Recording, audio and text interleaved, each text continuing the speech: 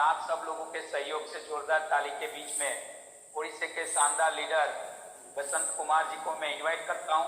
Welcome Basant Kumar ji. Welcome Basant Kumar ji. नमस्ते sir, धन्यवाद आप सबको। और आज आपने ऐसे समय में हम लोगों को एकत्रित कर दिया है ताकि मजा आएगा कुछ बात करने में। आज बात करेंगे गोल स्टेटमेंट का। और इस बिजनेस में सबसे ज्यादा जो रोल अदा करता है, जो ज्यादा इम्पोर्टेंस जो क्रिएटिविटी करता है, हमारा अपनी माइंड स्टेटस। मैंने एक किताब पढ़ा था, हमारे स्टेट ऑफ माइंड के ऊपर में हम जो सोचते हैं वही हमें मिलता है। अगर इस चीज का आपको यकीन है तो नो डाउट आपको वही मिलेगा जो आप सोचेंगे। मैंने कुछ अपने एक्सपीरियंस अनुभूति को मैंने इकट्ठे करके मैंने अपनी जिंदगी में, सर मेरे एजुकेशन के बारे में मैं सबसे पहले बता दूं, थोड़ी इंट्रोडक्शन हो जाए उससे पहले हम टॉपिक पे आएंगे। इस बिजनेस से पहले मैं सूरत में था और सूरत में मैं भी नौकरी करता था, 12 घंटा ड्यूटी करता था। और ड्यूटी करते करते और उस उम्र में मैं ड्यूटी शुरू करना मतलब काम धंधा करने के लिए मैं घर से बाहर आ गया था। मतलब मैंने पढ़ाई 4 क्लास तक पढ़ाई करने के बाद में मैंने अपनी जिंदगी की असलियत को समझ गया था। मतलब यानी कि 4थी क्लास मतलब लगभग मैं 9-10 साल की उम्र में मैं समझ गया था लाइफ में दुनिया में कुछ हो ना हो लेकिन पैसे का होना बहुत जरूरी है। तो मेरी जो गांव हुआ करता था, उस गांव में मेरा जो है ना घर जो है मिट्टी का घर हुआ करता था और उस मिट्टी के घर में लाइट हुआ नहीं करता था। और कभी कभी हमारे पड़ोस में टीवी चलती थी और टीवी पे उस टाइम पे पिक्चर आती थी शनिवार रविवार को। और उस टाइम पे हम लोग ना शनिवार और रविवार को कभी कभी उस टाइम पे उतना फेमस हुआ करता था लगभग 2004-05 के दौर में। तो रामायण वगैरह हम लोग ज्यादातर देखते थे उस टाइम पे, महाभारत रामायण। तो हमारा छोटे छोटे हम बच्चे हुआ करते तो उस टाइम में हम लोग देखते थे, कहीं ना कहीं से हम उस सीरियल को देखने के लिए कोशिश करते थे। तो कई बार ऐसा होता था कि जिस पड़ोस में घर में टीवी चलता था हम उसके घर में जाते थे और उस टाइम एक ऐसा बीच में होता था 6 बजे का शाम का टाइम पे न्यूज आता था। और न्यूज के बाद में और वो जो आधा घंटा न्यूज चलता था उस टाइम, उसके बाद में फिर वही फिल्म चलता था रिपीट। मतलब जो आधा कटा हुआ होता था वो बाद में चलता था। हम फिर आधा कटा हुआ फिल्म को देखने के लिए फिर 6-6:30 बजे हम लोग उसके घर में पहुंचने की जाने की कोशिश करते थे। तो सामने वाला बंदा क्या करता था पता है, वो अपना दरवाजा बंद करके और कहता था, बोलता था कि अभी हमारा गेस्ट आए हैं, या ऐसा करके कुछ ना कुछ बहाना करके हम अंदर से टीवी देखने के लिए हमको जाने नहीं देते थे अंदर। तो जिंदगी है ना, अपनी प्रॉब्लम ही अपनी गोल है। यानी कि हम जहाँ पे बैठे हैं वहां से अगर प्रॉब्लम हम समझ पा रहे हैं तो वहां से ही हमारा गोल और नजरिया धीरे धीरे बदलने लगता है।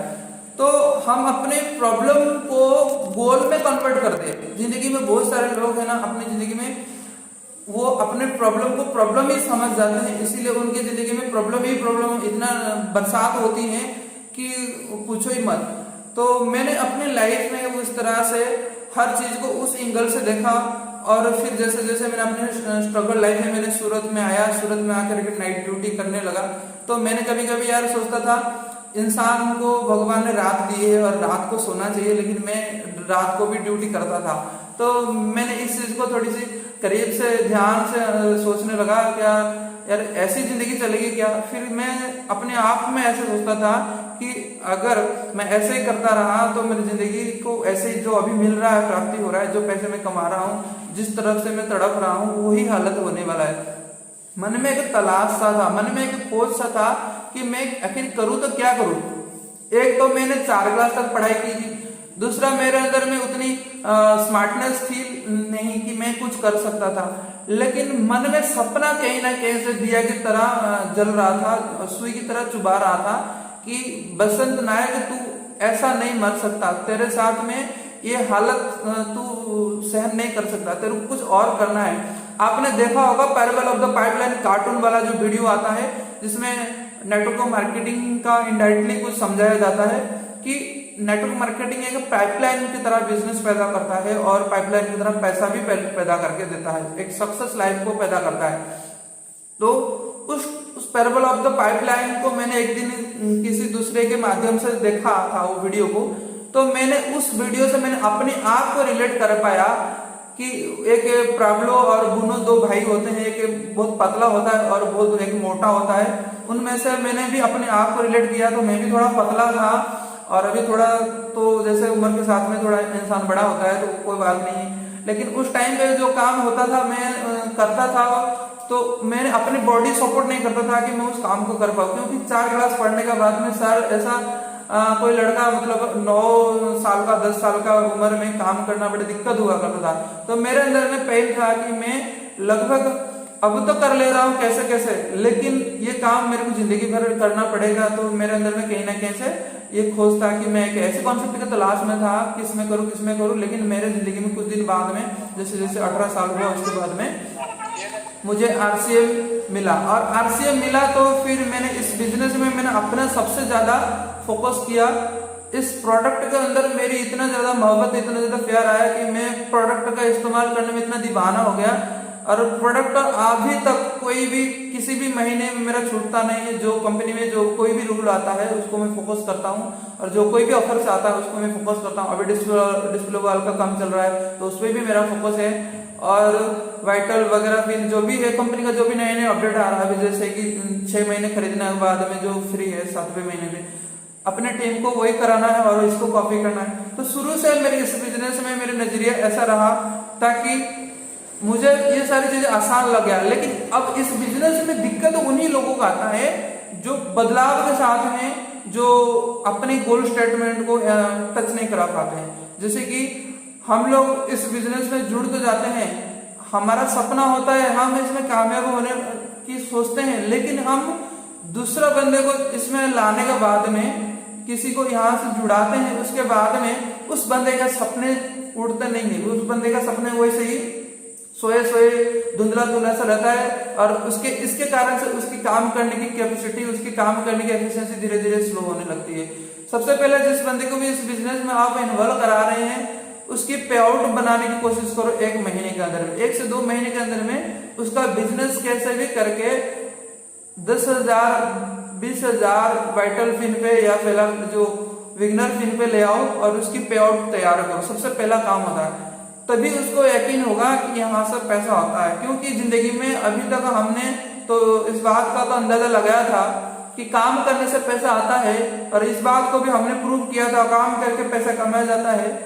लेकिन किसी ने, बहुत कम लोगों ने जानते हैं इस बात को, हमारे RCM साथी ही जानते हैं कि सामान खाने से पैसा आता है। दुनिया में 99% लोग हैं जो उनको पता ही नहीं है कि ऐसे भी पैसे कमाया जा सकता है।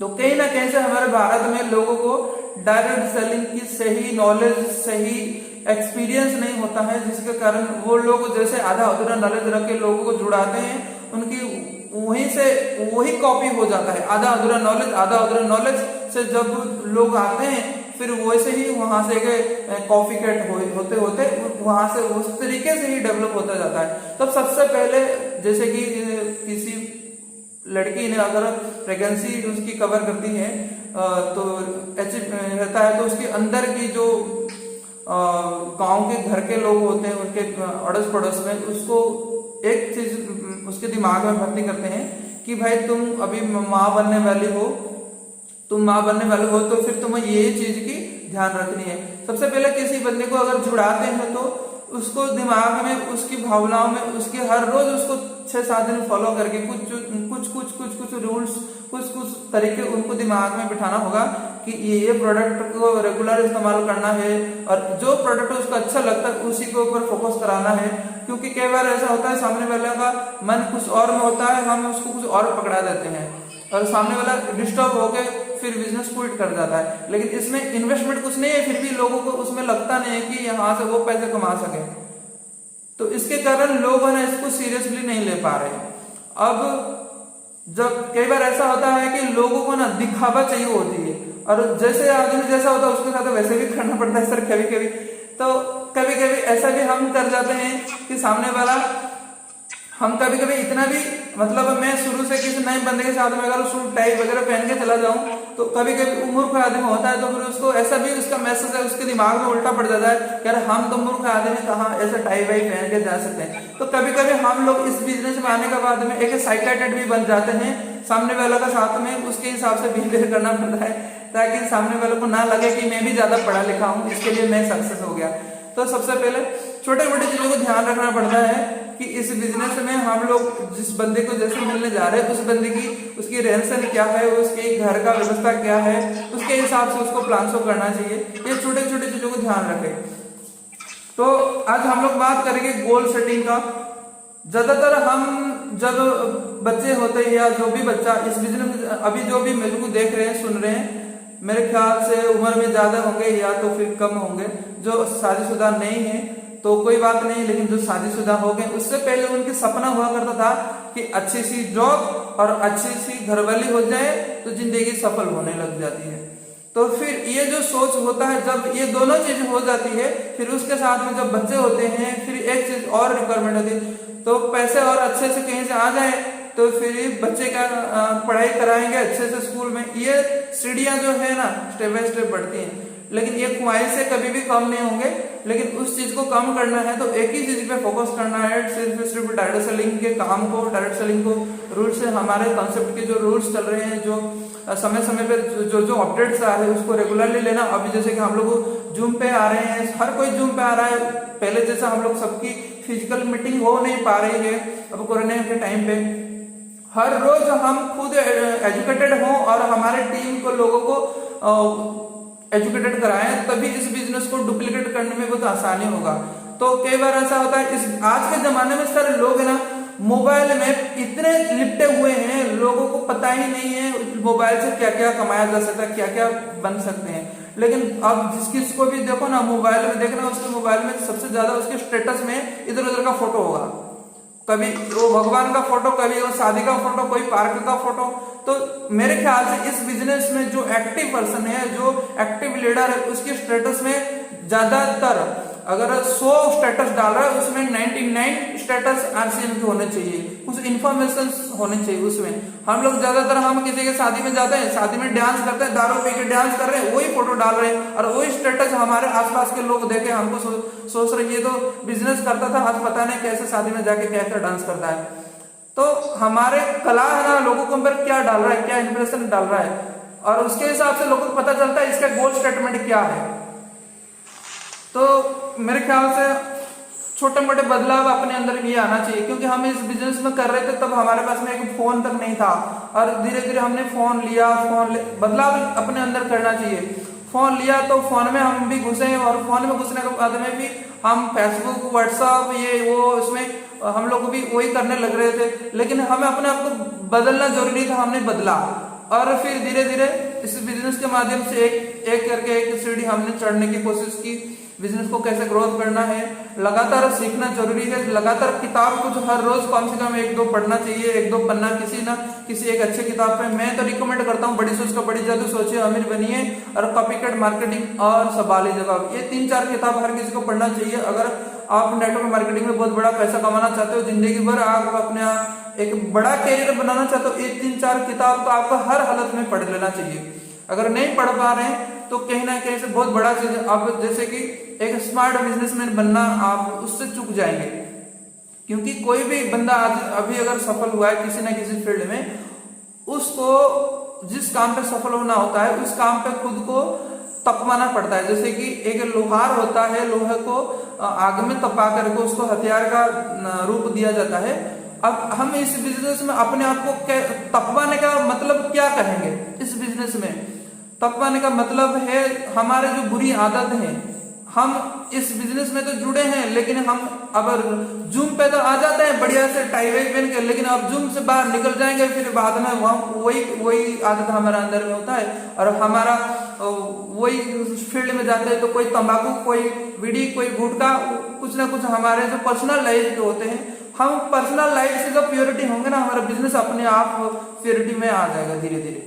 तो हम क्या है, हम एक तो स्टेज में बहुत अच्छे से परफॉर्मेंस कर लेते हैं, और जब रियल लाइफ में कन्वर्ट होते हैं वहां से हमारा कुछ अलग तरह से होता है। तो मेरे ख्याल से सबसे निवेदन है, सीनियर हो जूनियर हो, मेरे से सब उम्र में बहुत ज्यादा अच्छे होंगे और मेरे से भी अच्छे वक्ते होंगे, अच्छे से समझा पा रहे होंगे, लेकिन मेरी एक अपनी सोच है, और हम एक ऐसी दुनिया 21वीं सदी के एक ऐसे बिजनेस में आए हैं, तो हम अपने आप को प्योर रखने की और हेल्थी रखने की अच्छे कोशिश करेंगे। मेरे ख्याल से अभी मैं अभी देख रहा हूँ लगभग 53% मेरे को आज सुन रहे हैं, लेकिन उनमें से 99% लोगों के अंदर में ये आदतें होंगे, जिसके बिजनेस भी बहुत ज्यादा होगा, लेकिन उनकी स्टेटस देखना, वो डीजे वाला भाई तरह गाना चला दे, उसके स्टेटस में ऐसे ऐसे गाने चलते होंगे।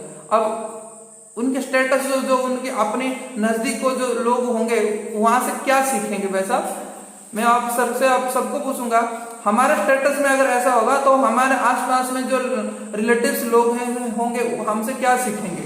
हम बिजनेस हम कर रहे हैं तो हमारा स्टेटस जो मोबाइल पे होते हैं व्हाट्सएप में, वो एक प्रोफेशनल तरीके से कुछ होना चाहिए।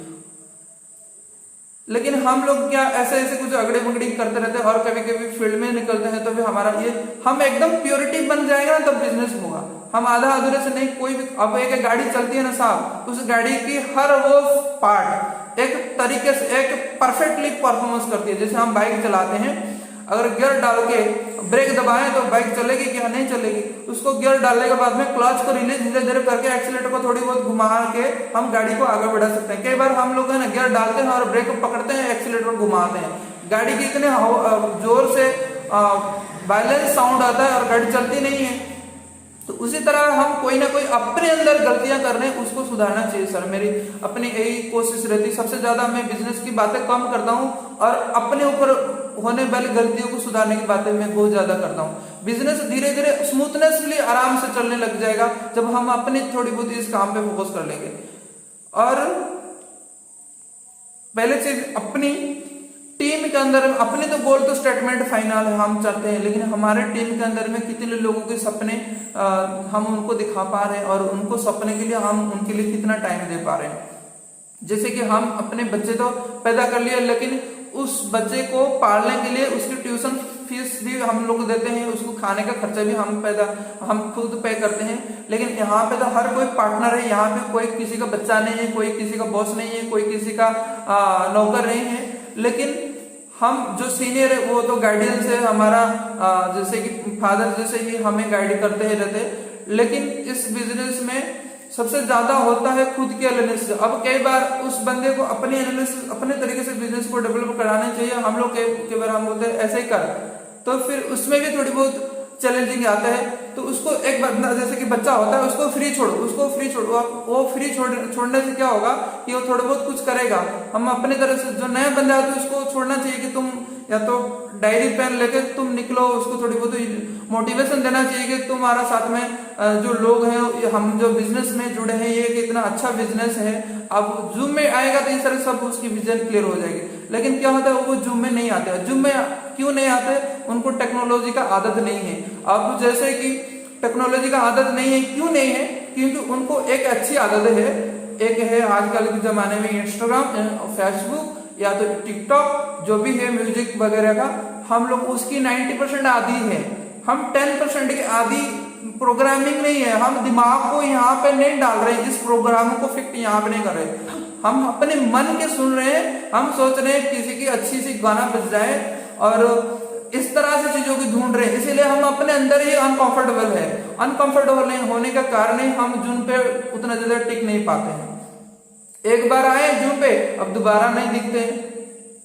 अब इस काम पे बता कौन सकता है? अभी मैं खुल के इस बात में इसलिए बोल रहा हूँ क्योंकि ज्यादातर लोग स्मार्टफोन में ऐसे ही फोकस कर रहे हैं। सीखते कम है। यूट्यूब पे बहुत कम लोग आते हैं। यूट्यूब में हर एक तरीके से सिखाया जा रहा है। जैसे कि हरी संजीवनी का यूट्यूब चैनल है। अब लोग यूट्यूब में आ रहे हैं लेकिन उनको सब्सक्राइब करना भी नहीं आता, लाल बटन को दबाना भी नहीं आता। अब हमारा यूनिक एजुकेशन सिस्टम की चैनल है, वहां पे भी लोग कभी कभी जैसे कि हमारे जो सीनियर साथी हैं वो शेयर करते तो हैं, लेकिन वो कई बार ऐसा होता है कि वो लिंक में जाके यूट्यूब को वीडियो को देख तो लेते हैं, उसको सब्सक्राइब करना भी उनको इतना भी कॉमन सेंस नहीं है। तो ये जो चीजें होती है, अब अगर वो चैनल को सब्सक्राइब करेंगे, बेल आइकन को दबाएंगे, जब यूट्यूब से कोई नोटिफिकेशन आएगा वो बाद में देख लेंगे। अब क्या इसके लिए बार बार ऑफलाइन फोकस करना पड़ता है कि भाई तू यूट्यूब में जा और देख ऐसा। अब सीखने वाले बंदे को ये सब चीजों की जरूरत नहीं पड़ती। हमें भी हमारा सीनियर की तरफ से कोई फोन नहीं आता, हम अपने खुद यूट्यूब में जाके अगर कोई नोटिफिकेशन आता है तो हम रोज उसमें घुसे के उसको चेक करते हैं, और जो हमें सीखने चीजें होती है उसको हम एक्सेप्ट कर लेते हैं, सुन लेते हैं, और फिर हम अपने टीम को वहीं से सिखाने लग जाते हैं। तो ये छोटे छोटे चीजें हम अपने अंदर में जब खुद करने लग जाएंगे, हम किसी के ऊपर डिपेंड नहीं होंगे, फिर हम अगर खुद करके आगे निकल सकते हैं तो वही चीज हमारा टीम हमसे देख करके आगे निकल सकते हैं। आजकल देखेंगे, अभी भी देख रहा हूं मैं, 52% इस प्रोग्राम में बैठे हैं, उनको तो उनके खुद के मोबाइल से फोन पे से पैसे ट्रांसफर करना भी नहीं आता होगा उनको। आज कुछ लोगों को पूछा जाएगा, भाई साहब आपकी डेट ऑफ बर्थ क्या है, उनको खुद को भी नहीं पता होगा। हम इतने भी पुराने जनरेशन के हैं। तो ये छोटे छोटे, अब शाम को मेरे आरसीएम के सदस्य में बात कर रहा था, उन्होंने 2-3 बार उनकी मोबाइल नंबर भी बदल दिए, लेकिन उनको अभी तक उनको खुद को याद नहीं उनका मोबाइल नंबर क्या है। तो ऐसे भी साथी होते हैं, लेकिन हमको उन साथियों से बैठ करके उनको ये सारी चीजों की एहसास दिलानी चाहिए कि हमारा मोबाइल नंबर क्या होता है, हमारा आईडी नंबर क्या होता है। हमारा एक छोटे छोटे काम ही हमें अपने आप को इंस्पायरिंग करती है। मैं सर 4th क्लास पढ़ा था, 4 क्लास पढ़ने के बाद में मैं अपने आप को इतना मूर्ख समझ रहा था, मैं इतना टेंशन में रहता था कि मैं क्या करूं क्या नहीं करूं। लेकिन इस बिजनेस में मैंने जैसे आया, मेरे को कंप्यूटर का नॉलेज हुआ, मोबाइल का नॉलेज हुआ, यहाँ तक कि मैंने इस बिजनेस को करते करते मैंने पार्ट टाइम में कुछ और भी काम यानी कि कंप्यूटराइज की सीख ली, और फिर मोबाइल का भी रिपेयरिंग की पार्ट टाइम का सीख ली। इस बिजनेस को करते करते मैंने अनपढ़ होने का 4 क्लास पढ़ने के बावजूद भी मैंने इस काम को करके बहुत अच्छे से परफॉर्मेंस किया। यानी कि इस बिजनेस में इतना कुछ एजुकेशन छुपा हुआ है। इस बिजनेस में आप जो लेना चाहो, एजुकेशन लेना चाहो एजुकेशन मिलेगा, सक्सेस लेना चाहो सक्सेस मिलेगा, पैसे लेना चाहो पैसे मिलेंगे, अच्छे जीवन साथी लेना चाहो आप अच्छे जीवन साथी भी मिलेंगे। हर चीज इसमें मौजूद है। मैंने इस बिजनेस को करते हुए मैंने अपनी जिंदगी के अंदर में वो चीज सपने सच कर दिए। मैंने अपने लाइफ पार्टनर को भी अचीव की। यानी कि मैं सोच रहा था जिस लाइफ पार्टनर से मेरी शादी हो वो भी हुआ, क्योंकि मैंने अपनी जिंदगी में मैं कभी नहीं सोचा था कि मेरी मिसेस टीचर हो, गवर्नमेंट स्कूल की टीचर हो, लेकिन वो मेरे साथ में हुआ। क्योंकि हमारे गाँव में ऐसा है कि ट्रेजेडी चलती है, ट्रेड चलती है, जो सूरत में बंदे पढ़ते हैं ना, या सॉरी जो काम करते हैं उनको लड़कियां थोड़ा देना मुश्किल हो जाता है। क्योंकि इस बिजनेस में रहते रहते मैंने एक अच्छी इमेज पैदा की थी कि हमारे मैडम के साथ शादी हुई। तो ये बिजनेस एक ऑल इन वन है। आज सर बिजनेस के बारे में बहुत कम कहा, क्योंकि हमारे पर्सनल लाइफ से जुड़ी चीजें होती है जो हमें बिजनेस में ज्यादा मोटिवेशन देती है। क्योंकि जो लोग भी इस बिजनेस में चूक रहे हैं उनकी पर्सनल लाइफ से चीजें उनकी रोकती हैं, है ना सर। तो इसीलिए मैंने इस बिजनेस में ज्यादातर खोल के कोशिश करता हूं कि आपकी पर्सनल लाइफ की चीजों को, जो भी कमजोरी है उसको पावर में कन्वर्ट करो, गोल में कन्वर्ट करो। मैंने इस चीज को समझने की और समझाने की कोशिश कर रहा था।